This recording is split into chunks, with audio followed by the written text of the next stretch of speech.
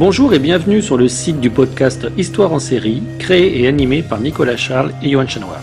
Au programme, une analyse des séries d'hier, d'aujourd'hui et de demain par les spécialistes des questions mobilisées par nos shows préférés.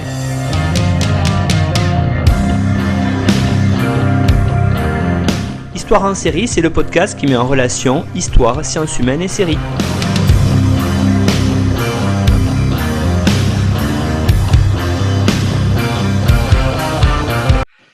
Bonjour à tous, bienvenue dans Histoire en série. Aujourd'hui, on va enregistrer une émission sur un livre, donc dans la partie livre en série du podcast Histoire en série, avec Emmeline Martin et Albéric Tellier. Bonjour Emmeline.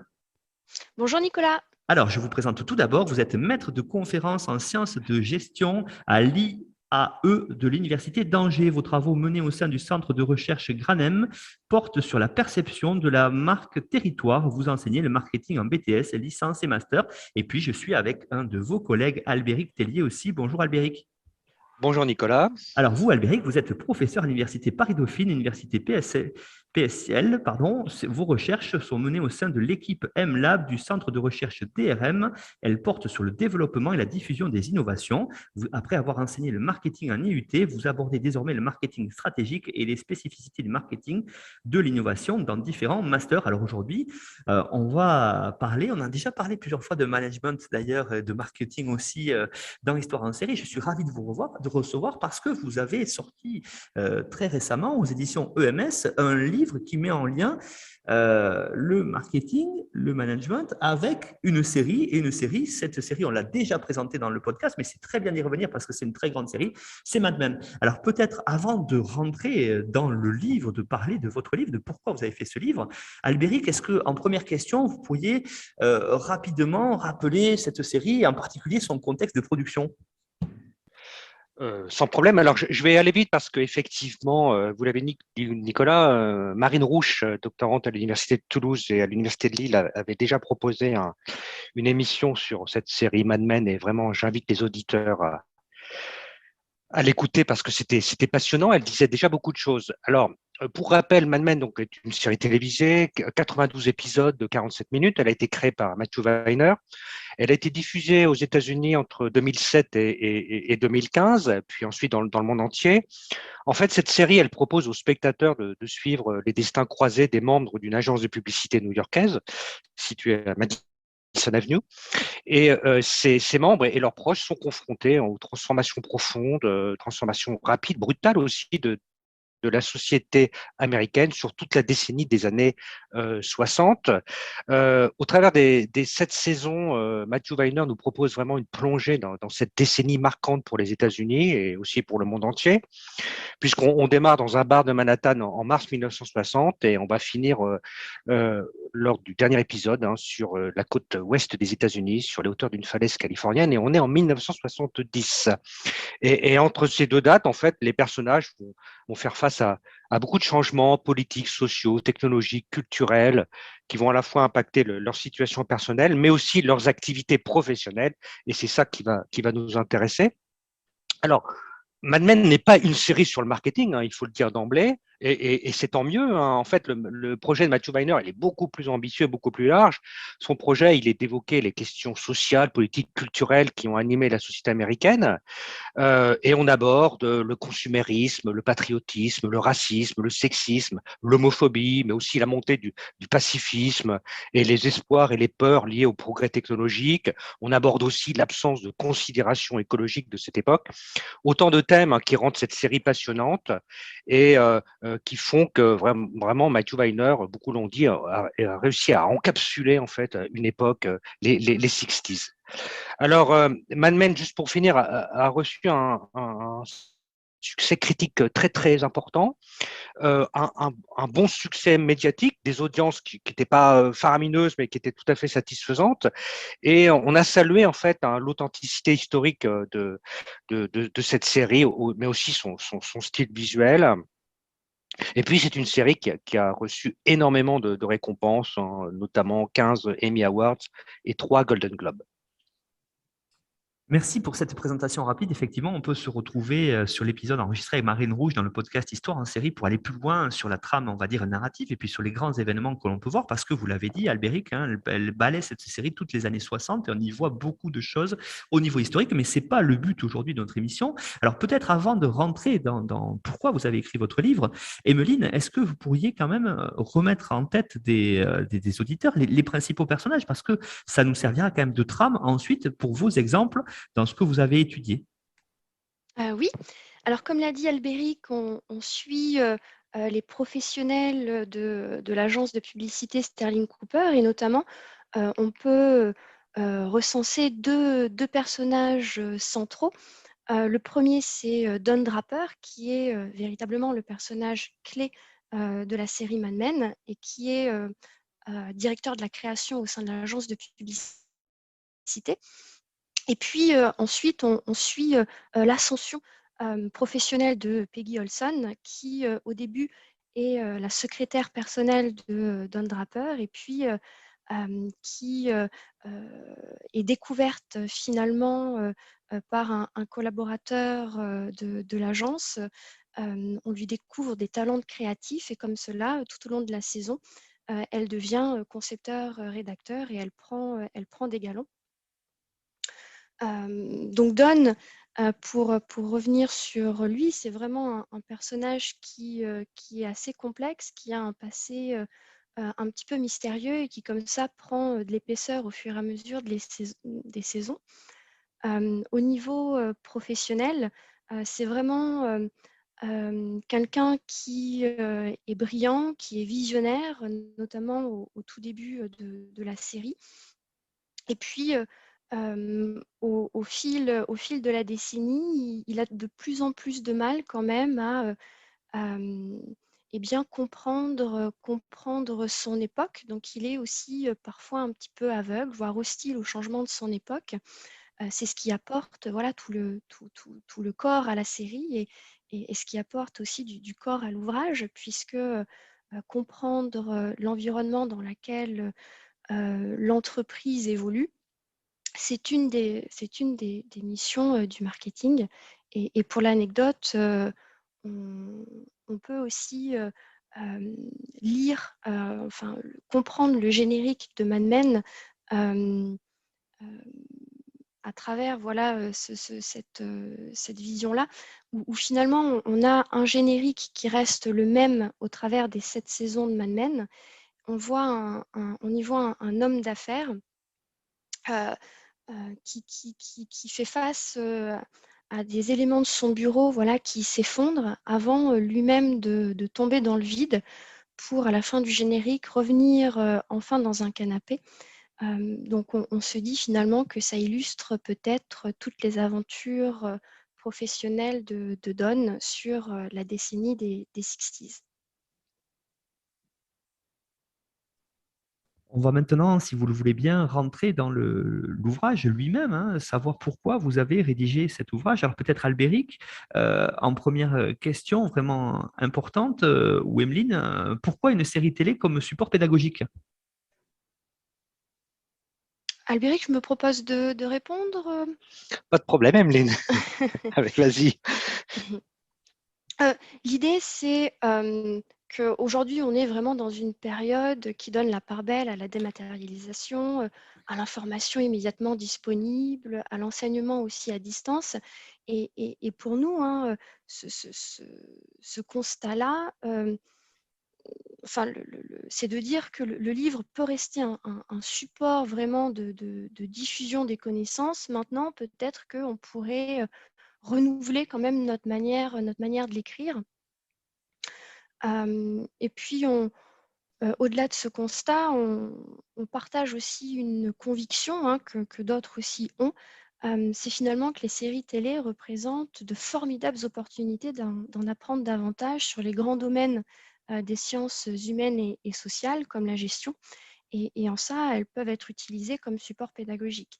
Donc, si on reprend les travaux de collègues, on voit, les collègues montrent que le management à distance est mis à l'épreuve dans la Casa des Papel. Walter White / Heisenberg fait face à des écueils que surmontent finalement bon nombre d'entrepreneurs dans Breaking Bad, ou encore les protagonistes de Game of Thrones mobilisent plusieurs styles de management. Donc il y a un véritable engouement autour du potentiel pédagogique des séries TV que l'on partage, mais aussi un engouement autour du potentiel scientifique que représentent les séries TV, et qui est aussi confirmé avec la tenue prochainement du premier colloque international management en série à l'université Gustave Eiffel. Et nous, avec Albéric, on a eu voilà, une ambition. Il y a beaucoup d'initiatives qui se sont multipliées pour démontrer l'intérêt de ce type de support à des fins pédagogiques, mais finalement, rares sont celles qui ont tenté d'utiliser de manière systématique l'ensemble d'une série pour revisiter les fondamentaux d'une discipline. Et avec Albéric, c'est ce qu'on propose de faire, et bien notamment au niveau du marketing grâce à Mad Men. Merci beaucoup, Emeline, pour cette présentation. Effectivement, c'est intéressant de voir ça parce que vous avez évoqué le colloque qu'on organisera en 2023, hein, Management en série. Ça montre bien justement que les séries télé, c'est aujourd'hui un support qui est largement utilisé. Alors peut-être, je ne sais pas si c'est Albéric ou Emeline, continuer là-dessus parce que en quoi c'est un formidable support pédagogique pour vous dans le supérieur. Alors, Emeline parlait de potentiel. Nous, il nous a semblé que voilà, le potentiel de Mad Men, il était énorme pour des enseignements de marketing, au moins pour deux raisons. La première, c'est que en fait, Mad Men couvre une époque clé en fait pour le marketing. Sans faire une histoire hein, du marketing qui est vraisemblablement né dans la seconde moitié du XVIIIe siècle avec la révolution industrielle. En fait, on peut dire que le marketing prend son essor dans les années 1920-1930 aux États-Unis, avec notamment l'apparition des premières sociétés spécialisées dans les études de marché et les premières agences de publicité. Et d'ailleurs, l'agence Sterling Cooper a été créée en 1923 par Roger Sterling Senior et Bert Cooper. Et après, c'est vraiment dans les années 50 que le marketing s'impose définitivement comme une discipline sophistiquée qui doit être enseignée, mais qui s'impose aussi comme une fonction centrale dans l'entreprise, en même titre que la production, que la finance. Et à partir des années 50, on attend du marketing qui permette à l'entreprise de tirer profit de la forte période, de la période de forte croissance qui caractérise l'après-guerre. Et son rôle, alors, il est de détecter les besoins du consommateur et puis de participer à l'élaboration d'une offre pour satisfaire ces consommateurs. Et donc, au moment où débute la première saison de Mad Men, on est à la toute fin des années 50, on se situe dans une période charnière, celle où le marketing passe d'un domaine essentiellement pratique, qui est très largement nourri des expériences de terrain et des expérimentations, des directions commerciales, à une discipline formalisée qui est enrichi de travaux d'autres sciences sociales comme la psychologie, la sociologie, l'économie. Et dans les années 60, en fait, les agences de publicité, elles doivent intégrer ces changements majeurs sous peine d'être déclassées. Elles ne se contentent plus de créer des campagnes et de vendre des espaces publicitaires, mais elles s'affichent comme des agences qui ont des services très étoffés, des services complets. Et donc, elles ont des bureaux chargés de faire des études de marché, de tester des produits, de mettre en place des méthodes de créativité, des dispositifs pour mieux comprendre les freins, les motivations des consommateurs. Et ça, on le retrouve. On retrouve tout ça chez Sterling Cooper dans Mad Men, et on se rend compte que la transformation, elle n'est pas facile pour cette agence, parce que les responsables de Sterling Cooper ont débuté leur carrière au moment où on faisait avant tout de la publicité et où c'était un domaine vraiment très pratico-pratique. Et donc, tout au long des 7 saisons, le spectateur, qui peut être l'étudiant, assiste en fait à la transformation des métiers et au renouvellement des compétences au sein de l'agence. Alors, on voit de nouveaux spécialistes qui arrivent, comme des psychologues. On observe l'utilisation de nouvelles méthodes et de machines, notamment l'ordinateur fait son apparition. On voit aussi la nécessité d'acquérir de nouvelles compétences. On voit par exemple le développement de services de la planification et d'achat d'espace dans les médias, la montée du rôle clé de la télévision. Donc ça, c'est la première raison. On nous plonge avec cette série dans vraiment une période où le marketing s'est professionnalisé. Et puis, il y a une deuxième raison qui nous a semblé vraiment très importante, c'est que de très nombreux exemples réels sont utilisés dans la série, évidemment pour que Mad Men permette une observation aussi riche de la fabrique des campagnes marketing. Il était crucial que les concepteurs de la série s'appuient sur des faits et des cas réels, ou tout au moins crédibles. Et là, il faut vraiment souligner que tout au long des 7 saisons, les membres de Sterling Cooper travaillent pour des marques, négocient avec des clients, font face à des concurrents qui ont vraiment existé. Et donc, le spectateur, il croise les responsables des produits et des campagnes publicitaires de Chevrolet, de Clearasil, de Heineken, de Heinz, de Honda, de Kodak, Playtex, Volkswagen et j'en oublie. Alors évidemment, dans une série d'envergure comme Mad Men, qui a vraiment cette ambition de restituer une époque, on sait qu'il y a énormément de conseillers qui sont intégrés aux équipes de conception des épisodes. Vraisemblablement, des spécialistes du marketing ont dû être intégrés dans ces équipes. Ce que l'on sait, c'est que Matthew Weiner s'est adjoint les services du publicitaire Thierry Della Femina, qui en fait est connu pour avoir écrit un ouvrage euh, dans les années 70 qui s'appelle Le dernier des Mad Men, dans les coulisses de Madison Avenue. C'est un ouvrage qui restitue très bien l'ambiance qui régnait dans les agences new-yorkaises dans les années 1950-60. Et on sait que Matthew Weiner s'est beaucoup inspiré de cet ouvrage et a pris conseil auprès de la Femina pour concevoir sa série. Et ça se sent, quand on regarde les épisodes, on voit à quel point les concepts et les méthodes du marketing et les cas sont présentés, sont discutés avec beaucoup de finesse, ce qui nous a vraiment incité à utiliser cette série dans le cadre de cet ouvrage. Alors, vous en venez à l'ouvrage, effectivement. J'aimerais maintenant qu'on rentre un petit peu plus dans sa conception, comment il est conçu, quelle est sa structure. Peut-être, Emmeline, vous pourriez nous en dire plus parce que vous avez vraiment essayé de coller véritablement, y compris dans sa structure, sur la série.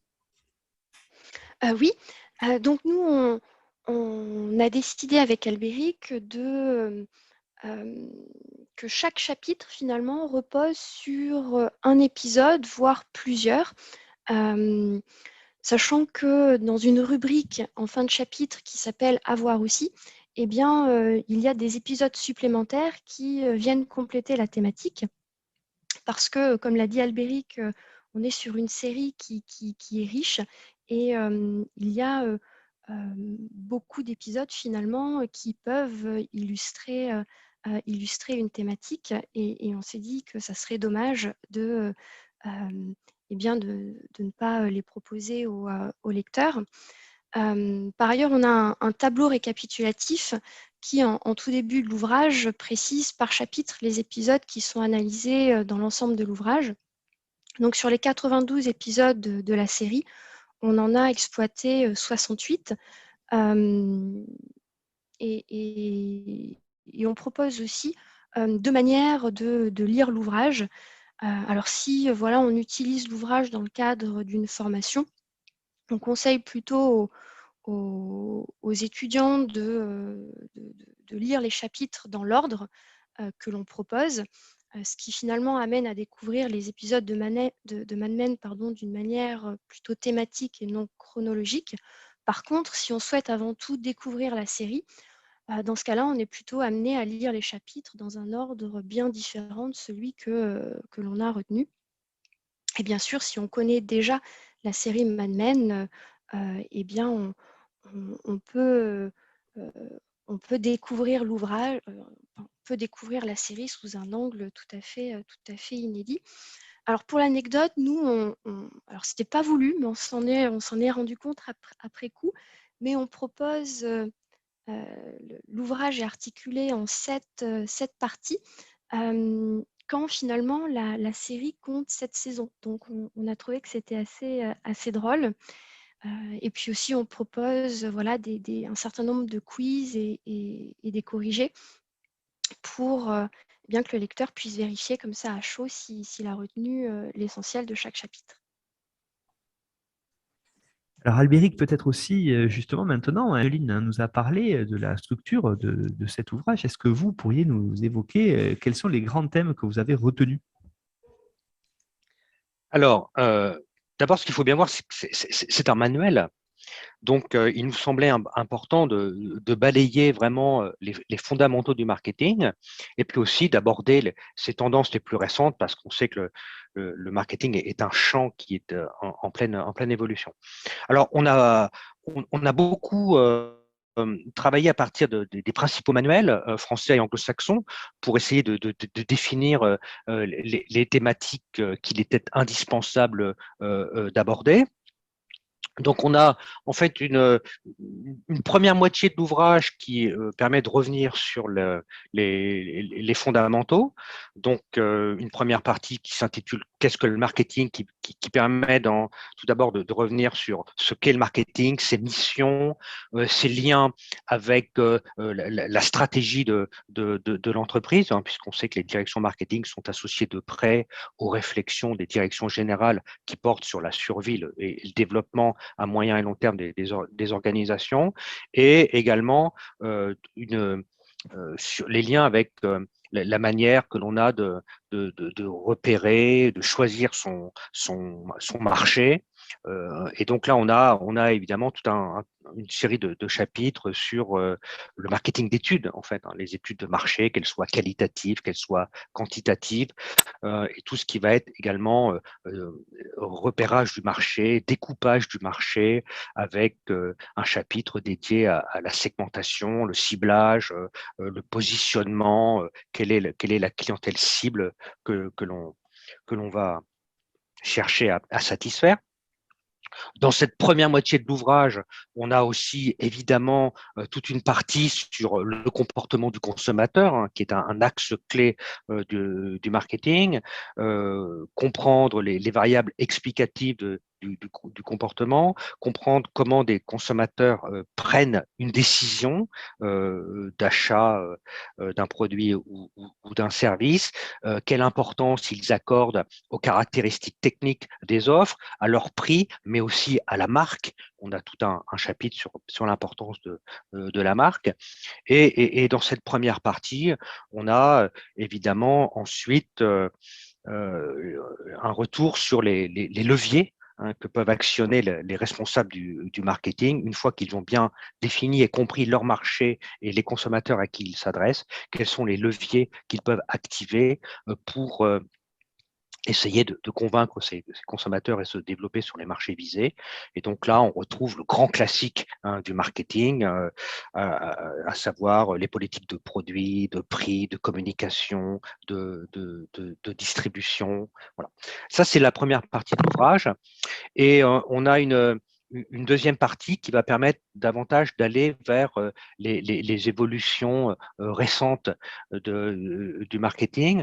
Ces évolutions, elles touchent notamment la relation que l'on entretient avec les clients, relation qui se veut de plus en plus personnalisée. Donc, on a des chapitres sur le marketing direct, qu'on appelle de plus en plus aujourd'hui le marketing de base de données, puisqu'il s'appuie sur les opportunités offertes par le big data, par le numérique. On a un chapitre sur le marketing viral, comment aujourd'hui, à l'heure des réseaux, on peut diffuser de l'information, on peut communiquer en s'appuyant sur les consommateurs eux-mêmes, sur les influenceurs qui vont, via les réseaux sociaux, diffuser un certain nombre d'informations. Et on a aussi un chapitre sur ce qu'on appelle le marketing expérientiel depuis quelques années, hein, pour se différencier de leurs concurrents. De nombreuses firmes cherchent non plus seulement à proposer une prestation à leurs clients, mais à leur offrir des expériences, hein, des expériences de consommation. Hein, c'est ce qu'on nomme le marketing expérientiel. Ça, c'est aussi un chapitre sur lequel on a des choses très, très intéressantes à dire en s'appuyant sur la série. Dans cette deuxième partie sur les évolutions du marketing, on a aussi des choses autour du marketing de l'innovation, hein. Le marketing n'est pas toujours très à l'aise avec l'innovation, parce que innover implique souvent développer un marché qui n'existe pas encore. Donc, ça suppose pour les gens du marketing un renouvellement des méthodes et des dispositifs. On l'aborde également. Et puis, on aborde également les nouveaux domaines du marketing, le marketing social, le marketing de la santé, le marketing public, le marketing territorial, et puis pour terminer, le marketing des tendances. De plus en plus, hein, les responsables marketing cherchent à comprendre les tendances sociétales qui traversent en fait les différents marchés, et qui évidemment doivent être intégrés pour concevoir les campagnes marketing. Donc voilà, globalement le plan qu'on a suivi, qui est un plan relativement classique. À partir du moment où on propose un manuel, hein, l'originalité du manuel vient de l'utilisation de la série davantage que du plan, qui devait évidemment reprendre les éléments clés d'un enseignement. Alors, c'est intéressant, Albéric, ce que vous venez de dire à l'instant, justement parce que vous avez évoqué beaucoup de thèmes spécialisés dans le marketing. Et justement, sur ces thèmes-là, qu'est-ce qu'apportent dans votre démonstration, finalement, les épisodes de la série Mad Men? Alors, ces épisodes, d'abord, ils permettent de revenir sur les concepts et les méthodes du marketing.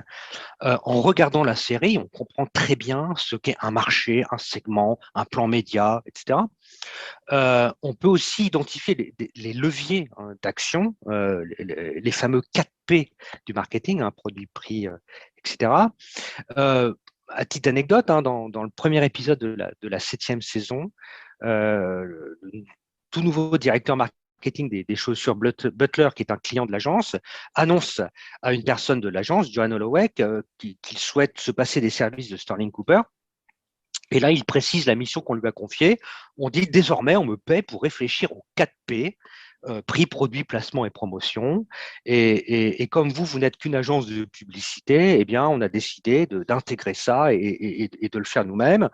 Et alors, ce dialogue, il est très intéressant, parce qu'il fait prendre conscience à Johan Holloway que le marketing se professionnalise, que les directions marketing s'étoffent dans les entreprises clientes, et qu'elle doit absolument cerner les nouvelles pratiques.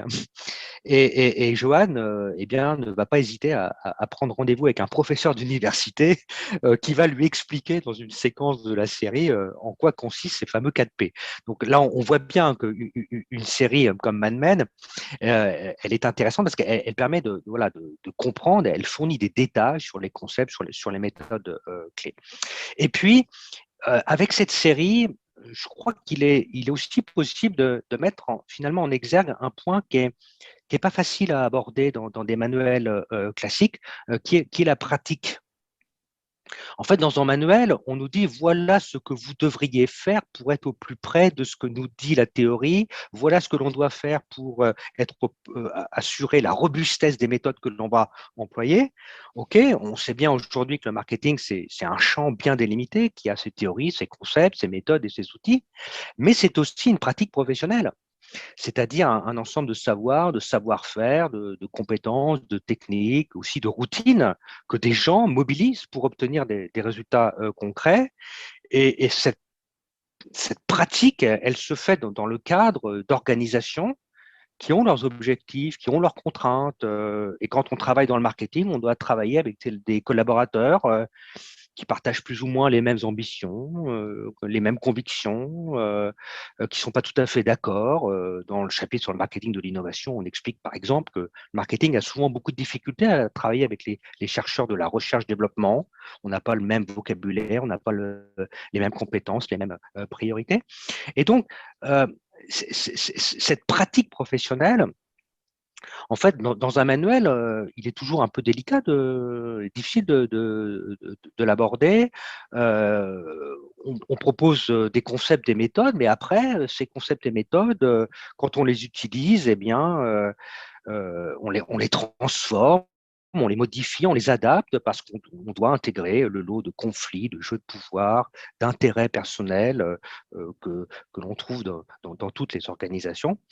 Et ça, on le voit très bien, évidemment, avec une série comme Mad Men, puisque très nombreuses scènes mettent en scène des personnes voilà, qui ne sont pas d'accord, qui n'ont pas les mêmes intérêts, les mêmes objectifs professionnels, personnels. Et on voit à de très nombreuses reprises, d'ailleurs, que les personnages de Mad Men ne prennent pas toujours les meilleures décisions. Les personnages s'éloignent parfois des préceptes énoncés dans les ouvrages de marketing. Et les personnages commettent souvent des erreurs. Et donc, ça, c'est très intéressant à décrypter dans le cadre d'un ouvrage et d'essayer de montrer à l'étudiant à quel moment des personnes pourtant compétentes sont amenées à faire des erreurs et connaissent des échecs. Et donc, dit autrement, cette série, à mon avis, elle nous offre une occasion rare d'entrevoir le marketing en train de se faire en mettant en scène des responsables qui mobilisent de manière plus ou moins pertinente des théories, des concepts et des méthodes qu'ils ont apprises par le passé ou expérimentées sur le terrain. Et ça rend vraiment l'utilisation de la série très intéressante.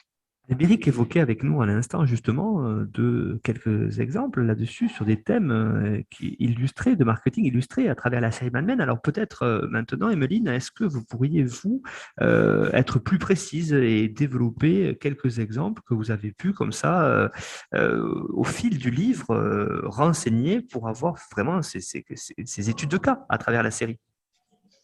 Alors les exemples sont vraiment multiples, mais oui, bah, je pense notamment à l'épisode, je crois que c'est l'épisode 6 de la saison 1, où on a l'équipe de Don Draper qui travaille sur les rouges à lèvres Belle Jolie.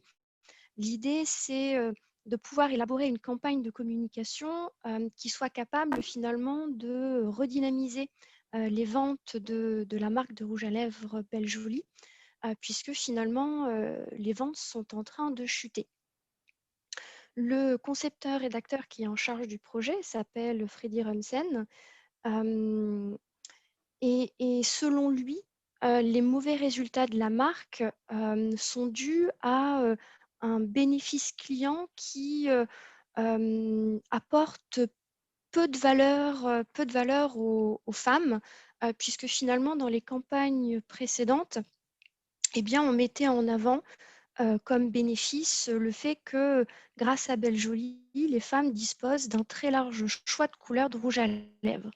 Et selon lui, finalement, il doit trouver un autre bénéfice client, un bénéfice client qui soit davantage considéré par les consommatrices de la marque. Et Freddy, c'est un petit peu un routard, hein, et qui, comme le disait Albéric, hein, compte beaucoup sur son instinct. Et là, il se rend compte que lui, il travaille surtout pour des marques à destination des hommes. Il n'a pas vraiment de femmes dans sa vie personnelle, donc il ne peut pas compter sur son instinct, il ne peut pas s'inspirer de sa vie personnelle. Il va falloir que, eh bien,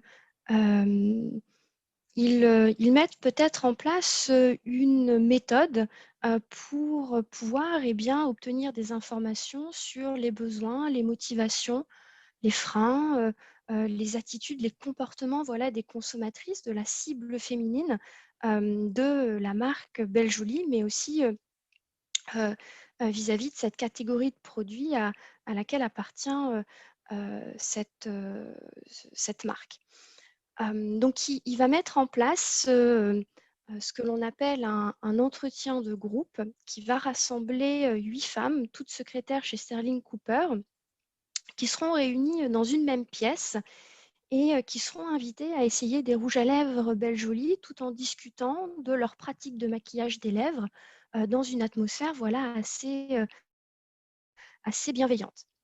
Donc là, concrètement, on questionne de manière ouverte et de manière approfondie un petit nombre de participantes. Donc finalement, on s'inscrit dans une approche d'études marketing, hein, d'études de marché qualitative. On va explorer en profondeur de petits échantillons hétérogènes de personnes, un échantillon non représentatif de la population étudiée, de manière à en savoir plus sur leur motivation, leurs freins vis-à-vis d'un produit, et là notamment de la marque Belle Jolie. Et ici, donc on voit des femmes qui essaient ces rouges à lèvres et puis qui ont aussi certaines habitudes, notamment de se tapoter les lèvres sur un mouchoir pour enlever l'excédent de rouge à lèvres. Et l'idée, c'est au-delà d'interroger sur la base du déclaratif ces personnes, Freddy va aussi récupérer les mouchoirs pour pouvoir voir quels sont les rouges à lèvres quelles sont les couleurs qui sont les plus essayées pour éventuellement reprendre cette couleur-là dans la campagne. Donc ici, on est vraiment face à un problème marketing. Les ventes de la marque Belle Jolie chutent. On utilise une méthode, l'étude de marché qualitative. On reprend une technique, voire plusieurs, de manière à avoir des résultats plus robustes. Donc ici, on met en place un entretien de groupe, mais aussi de l'observation non participante, puisqu'on va récupérer à la fin de l'étude les mouchoirs des participantes.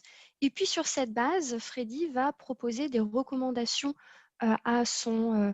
aux représentants de la marque Belle Jolie, qui est de dire, voilà, nous avons recensé un certain nombre d'éléments, notamment les femmes aujourd'hui ne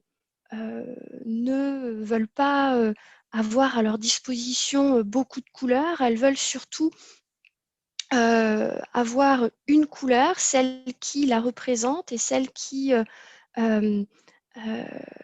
permet aussi de montrer qui elle est. Donc, il conseille de mettre en avant une seule couleur de rouge à lèvres dans la campagne Belle Jolie, celle qui finalement rend chaque femme unique. Et ce qui est intéressant ici dans cet exemple, c'est que lorsque Freddy et Don pitchent leurs recommandations aux représentants de Belle Jolie, eh bien, les représentants sont assez sceptiques vis-à-vis des décisions qui leur sont conseillées. Eux, ils se disent mais c'est pas possible, ça fait des dizaines, ça fait beaucoup d'années que l'on met en place des campagnes qui montrent plusieurs couleurs de rouge à lèvres. Là, finalement, vous nous dites d'en reprendre une seule dans notre communication. Donc voilà, ils sont assez sceptiques et du coup, Don doit essayer de les convaincre finalement du bien fondé de ces conseils, notamment parce que ces résultats-là et ces conseils sont issus vraiment d'une méthode qui a fait ses preuves. Alors par contre, cette méthode, elle n'est pas tout à fait exempte d'erreurs, puisque notamment l'échantillon, s'il est effectivement non représentatif de la population étudiée, ça, c'est pas un souci, puisque c'est typique des études qualitatives. Par contre, l'échantillon n'est pas tout à fait hétérogène, puisqu'on interroge que des secrétaires chez Sterling Cooper, ce qui fait qu'on n'arrive pas tout à fait à des résultats satisfaisants. Donc voilà, avec Albéric, on montre aussi que des fois, des outils sont mobilisés, mais pas forcément tout à fait correctement. J'aimerais maintenant que vous nous disiez, vous évoquiez tout à l'heure des concepts de marketing contemporain, Albéric, et j'aimerais que vous nous disiez pourquoi, en fait, justement, cette série, vous avez utilisé cette série qui parle des années 60, hein, c'est une série plus récente, mais elle parle des années 60, et comment ça vous a permis à vous d'évoquer ces concepts de marketing contemporain à travers elle? Oui, alors ça, c'est vraiment une question extrêmement importante. C'est presque la grande question qu'on s'est posée quand on a commencé à travailler sur le projet. On l'a dit, hein, la série a été vraiment saluée pour l'exceptionnelle qualité de sa restitution de l'Amérique des années 60. Mais évidemment, on sait que le marketing, il s'est considérablement transformé depuis. Je prends un exemple assez simple à cerner, hein, la dématérialisation, le numérique, évidemment, a à la fois impacté nos modes de consommation, la manière dont on s'informe sur les produits, sur ce que l'on recherche, la manière avec laquelle on va acheter les produits en ligne. Et du côté des directions marketing, évidemment, aujourd'hui, on utilise complètement le potentiel des technologies du numérique. Et donc, on s'est dit, en abordant le marketing via Mad Men, est-ce qu'il n'y a pas un risque qu'on expose le marketing tel qu'il l'était dans les années 60-70? Est-ce qu'il n'y a pas un risque qu'on passe à côté d'évolutions majeures qui se sont imposées depuis?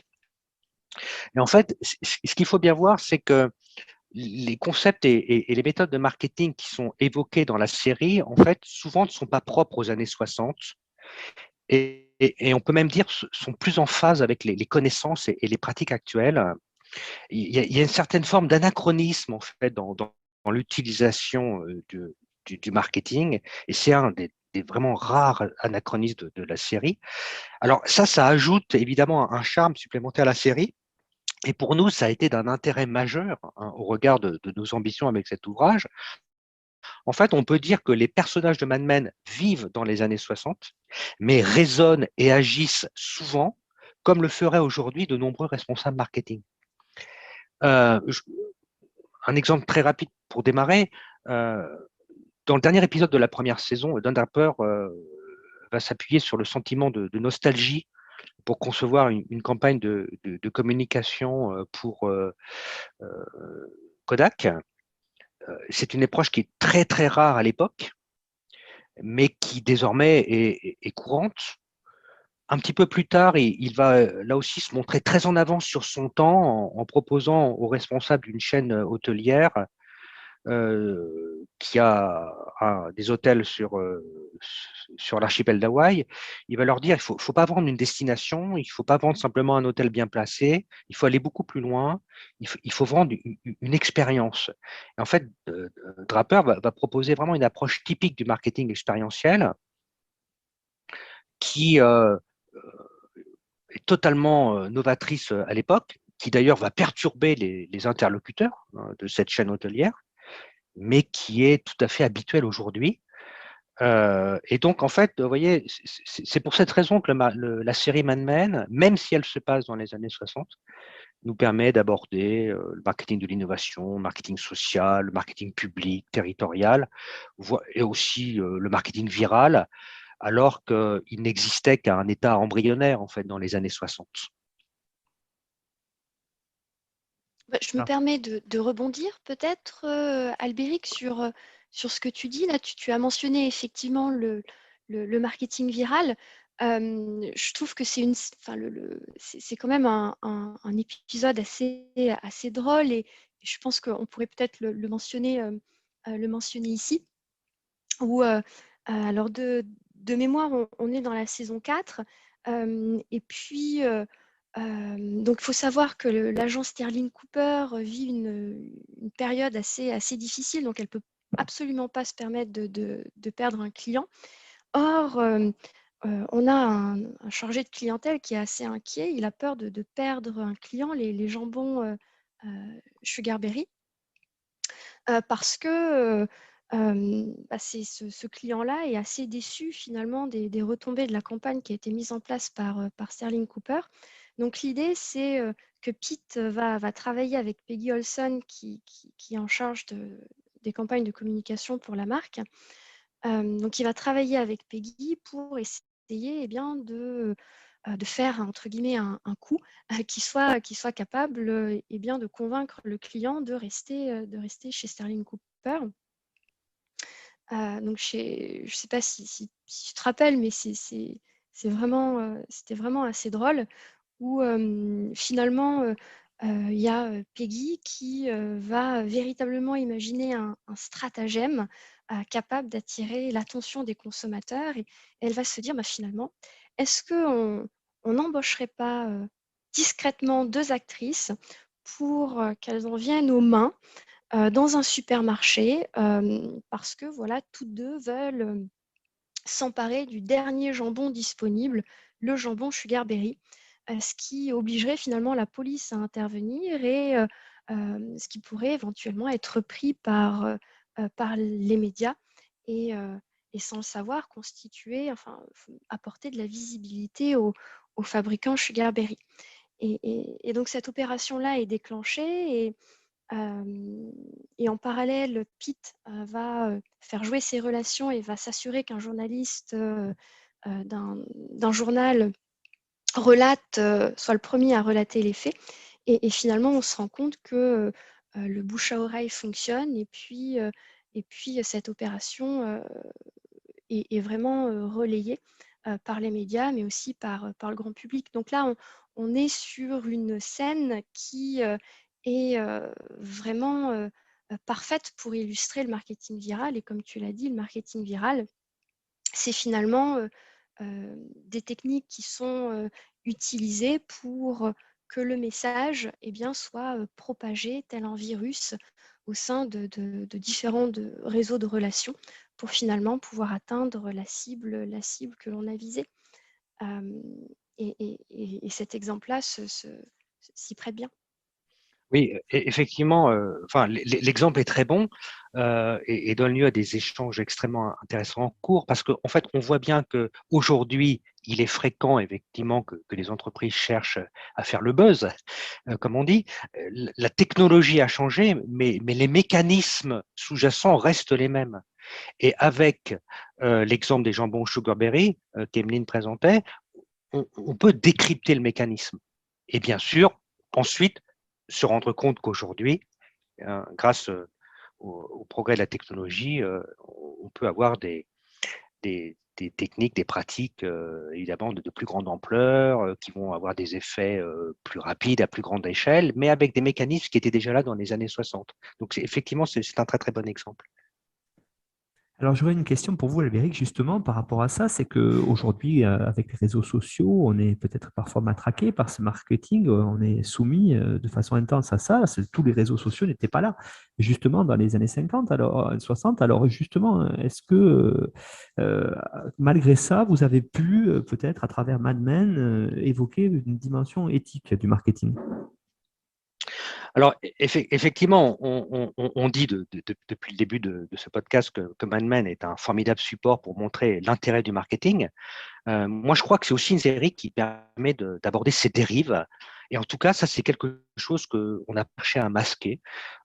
C'est vraiment quelque chose qu'on n'a pas cherché à relativiser. On sait bien aujourd'hui, hein, vous avez raison, Nicolas, on sait bien que cette discipline, elle a souvent mauvaise presse. On peut même dire qu'elle souffre aux yeux du grand public d'un déficit de légitimité. Hein. Les responsables marketing sont fréquemment accusés de tous les maux, l'obsolescence programmée, la surconsommation. On les voit comme des gens qui influencent les décisions des clients, qui collectent et analysent des données privées, qui font du greenwashing. Et tout ça, on a voulu aussi, on a aussi l'aborder. Et plusieurs scènes, plusieurs épisodes nous ont donné l'occasion de le faire. Et ça nous permet de nous interroger sur la dimension éthique hein, du marketing. Dès le premier épisode de la saison 1, hein, on voit Don Draper et son équipe qui est sollicité par le cigarettier Lucky Strike, qui a un problème, c'est qu'à l'époque, la législation relative à la communication sur les produits du tabac s'est renforcée. est plus rude pour les fabricants. On n'a plus le droit de faire appel à des médecins pour évoquer les soi-disant bienfaits du tabac pour la santé. Et donc, on demande à l'agence Sterling Cooper de trouver de nouveaux moyens de communiquer sur la marque Lucky Strike.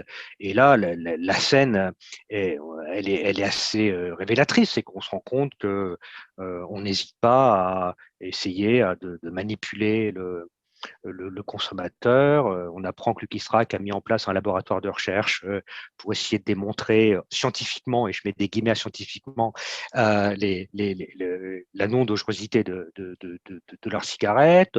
Et tout l'objectif de Don Draper et de son équipe, c'est d'essayer de trouver un moyen astucieux de contourner la nouvelle législation qui est désormais en vigueur aux États-Unis. Donc là, déjà, on a des problèmes éthiques qui sont posés. Et un petit peu plus loin dans la série, je crois que c'est dans la saison 4, vers la fin de la saison 4, Lucky Strike, qui est le principal client de l'agence, finalement rompt son contrat, quitte l'agence. Et donc là, on est dans une période très, très, très difficile où la survie même de l'agence est en jeu. Comment faire face à ce client, au départ de ce client. Et là, Don Draper décide de publier une tribune dans le New York Times au titre explicite pourquoi j'arrête la cigarette, en expliquant qu'il s'en veut d'avoir longtemps travaillé sur les campagnes de communication d'un produit qui est dangereux. Grâce à cette tribune, il va décrocher un contrat avec une fondation de lutte contre le cancer. Et donc là, on se dit, tiens, ça y est, l'agence et Don Draper ont fait leur mue, ont pris conscience des dérives de leurs pratiques, mais en fait, on se rend compte que pas du tout, que finalement, Don Draper voit dans la fondation simplement un moyen d'entrer en contact avec des dirigeants de grandes entreprises et de redorer l'image de l'agence et de trouver de nouveaux contrats. Et que finalement, la fin justifie les moyens. Et donc, là, on voit bien à nouveau, on voit bien les questions que pose le marketing et notamment l'irruption du marketing dans des domaines comme celui de la santé. Donc, voilà, loin de nous l'idée avec cet ouvrage de sous-estimer les dérives de la pensée et de la pratique marketing. On a vraiment voulu aborder ça en analysant différents épisodes avec, en fait, une idée assez simple. On considère que l'on veuille combattre les pratiques, que l'on souhaite les utiliser pour concrétiser un projet ou que l'on souhaite les renouveler pour participer à l'essor d'un marketing qui serait plus responsable. Dans tous les cas, il faut comprendre ces pratiques et c'était l'objectif avec cet ouvrage. Albéric Tellier et Méline Martin, on en arrive au bout de cette émission, justement, sur votre ouvrage que vous avez fait paraître sur le marketing à travers la série Mad Men aux éditions EMS. Alors, justement, peut-être pour les auditeurs et les auditrices, qu'est-ce qu'ils doivent retenir en quelques mots, peut-être tous les deux, de ce que vous avez voulu faire dans cet ouvrage? Nous, notre message, c'est d'abord c'est clairement un manuel, donc on s'adresse à des étudiants, on s'adresse à des étudiants, on va dire plutôt de premier cycle universitaire qui veulent découvrir le marketing ou des personnes qui seraient dans des masters double compétences et qui aborderaient voilà, les fondamentaux du marketing. Donc c'est clairement un manuel qui a cet angle d'attaque qui rend ce manuel on l'espère, original, mais aussi plaisant à lire. Et ce qu'on a essayé de faire, c'est de rendre cet ouvrage utilisable à la fois par des personnes qui connaissent la série. Et bien entendu, si on connaît déjà la série, eh bien, ça va permettre de retrouver voilà, des scènes cultes, des personnages qu'on apprécie plus ou moins. Mais on a aussi fait en sorte que cet ouvrage soit utilisable par des personnes qui ne connaissent pas la série. Les scènes sont décrites, on présente les personnages, donc on peut tout à fait lire l'ouvrage sans avoir vu au préalable les 7 saisons de Mad Men. Et nous, ce qu'on espère, c'est que pour des personnes qui découvriraient la série grâce à cet ouvrage. On espère que ça va leur donner envie de découvrir cette série Mad Men que nous, on considère vraiment comme un chef-d'œuvre télévisuel. Et donc ça serait le petit plus, hein, si on donnait envie à des personnes de se plonger dans cette série, on en serait vraiment, vraiment ravis. Emeline, je ne sais pas si tu veux ajouter quelque chose. Écoute, tu as formidablement bien résumé l'ambition de l'ouvrage. Aussi, peut-être dire que, donc comme tu l'as dit tout à l'heure, il y a des marques bien connues du grand public qui apparaissent et qui sont clientes de l'agence Sterling Cooper. Et ce qui est assez sympathique, c'est aussi qu'il y a ces marques-là aujourd'hui, suite à la diffusion des épisodes de la série, ont aussi récupéré et se sont appropriés certaines campagnes mises en place par Don Draper. Donc c'est assez drôle. Et donc au-delà de cet ouvrage, on donne l'étudiant, le lecteur peut aussi bien s'informer sur les marques, sur les grandes marques qui font leur apparition dans la série et voir comment elles se sont aussi appropriées la série.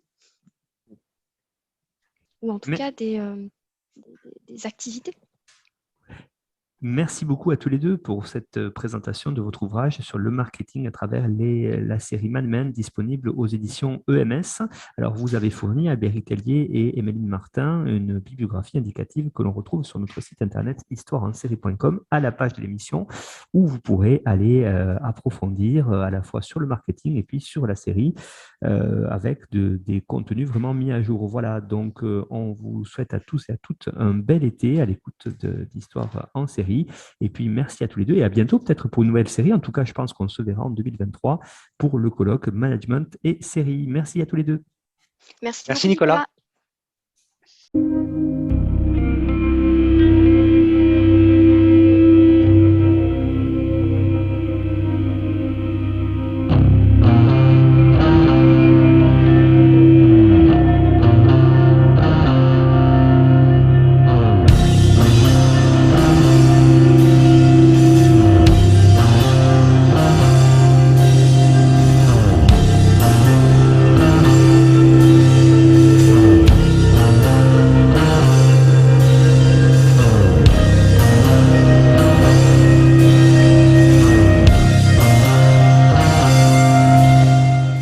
Retrouvez-nous sur Twitter @Histoire en série pour connaître le programme à venir ainsi que des conseils bibliographiques.